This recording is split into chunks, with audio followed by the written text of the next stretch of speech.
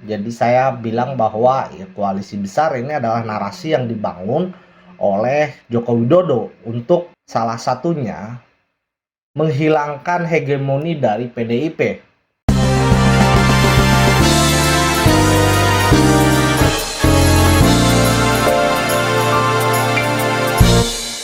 Assalamualaikum warahmatullahi wabarakatuh. Selamat datang di YouTube dan selamat datang di channel Catatan Isu, tempat di mana kita berperspektif terhadap sebuah isu. Baik sahabat-sahabat, konten politik yang akan kita bahas hari ini nih yang lagi panas nih adalah berita soal koalisi besar, katanya akan semakin hangat dan semakin dekat dengan deklarasi. Jadi kabar per hari ini, hari Rabu, nggak tahu ini saya uploadnya hari ini atau besok ya. Tapi ada berita hari Rabu ini Golkar bertemu dengan PSI, teman-teman. Jadi Giring ini mengunjungi kantor Golkar untuk berbicara soal ketertarikan PSI bergabung dengan koalisi besar. Di dalamnya yang hadir itu ada Giring, ada Grace Natali ya. Dan tentu saja ini memicu banyak sekali perspektif dan narasi yang dibangun juga ini semakin menarik.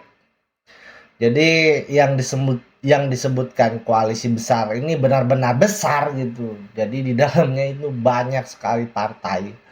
Kalau kita lihat kemarin di KIB saja kan sudah 3. Ada Golkar, ada PAN, ada P3, lalu ditambah KIR, ada Gerindra dan Caimin, PKB, dan ditambah lagi 1 PSI.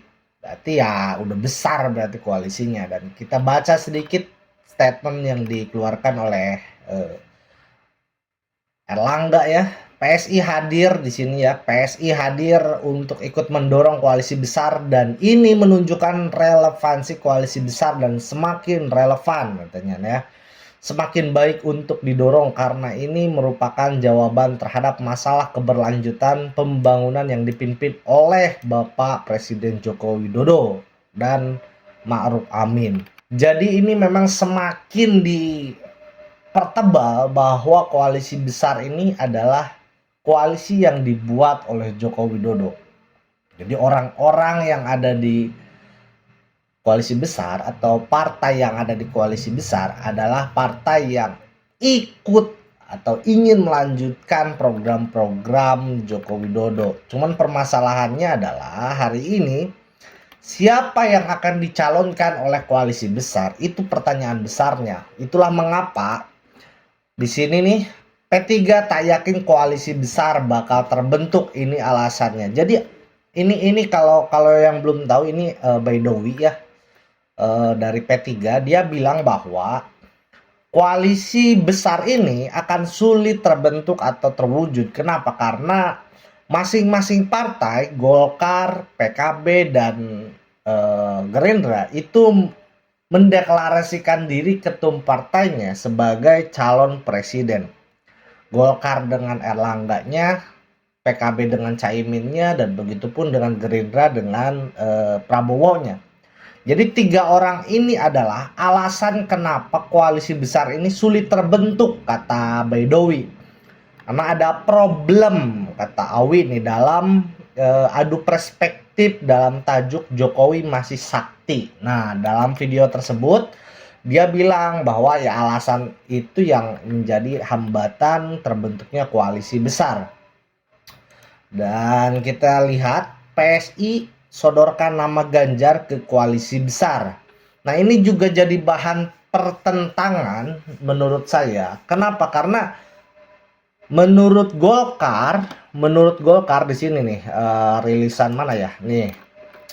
Menurut Golkar nih Nurdin Halid tolak PDIP gabung koalisi besar jika ingin jatah capres. Ya kita tahu Ganjar kan dari PDIP. Dan ya statement Nurdin Halid ini sudah mematahkan narasi kalau misalkan koalisi besar ini mendukung Ganjar Pranowo. Udah diputuskan secara tidak langsung Ibu Mega sudah PDIP tetap mencalonkan kadernya. Nah, kalau itu jangan masuk ke sini. Nah, maksudnya adalah Kalau misalkan PDIP kekeh pengen nyalonin Ganjar Pranowo, artinya pintu koalisi besar ini tertutup untuk PDIP. Tapi kalau misalkan nih PDIP mau gabung dengan koalisi besar, itu sangat terbuka, tapi tidak untuk menguasai koalisi besar. Seperti statement yang dikeluarkan oleh Ketua DPP Golkar Aceh Hasan nih. Golkar terbuka PDIP gabung koalisi besar, tapi jangan menguasai. Ini statementnya ya. Prinsipnya kita terbuka, hanya saja kita pastikan bahwa kalau terbuka itu tentu ikut dalam aturan main di koalisi besar. Makanya yang terpenting adalah membangun sebuah pemahaman yang sama dan harus dipahami bahwa koalisi ini ada yang menginisiasi. Jangan sampai nanti misalnya koalisi sudah dibangun tapi belakangan ingin menguasai. Tentu itu harus dihindari. Jadi udah jelas sekarang Golkar itu mempunyai sikap PDIP kalau ingin gabung ke koalisi besar tidak boleh serta-merta ingin mencalonkan presiden di koalisi besar. Tapi misalkan PDIP melewati proses dinamika, lobbying, dan lain-lain, saya kira ini juga terbuka. Karena apa? Karena basis yang dibangun oleh koalisi besar adalah komunikasi dan kesepahaman ya. Kalau misalkan hitung-hitungan suara juga kayaknya PDIP lebih unggul daripada Golkar dan Gerindra ya, yang ingin mencalonkan Prabowo Subianto. Kalau dilihat-lihat memang koalisi besar ini sangat ingin mendukung Prabowo yang dicalonkan dengan Erlangga Hartarto ya. Koalisi besar bakal bahas capres bersama Presiden Jokowi.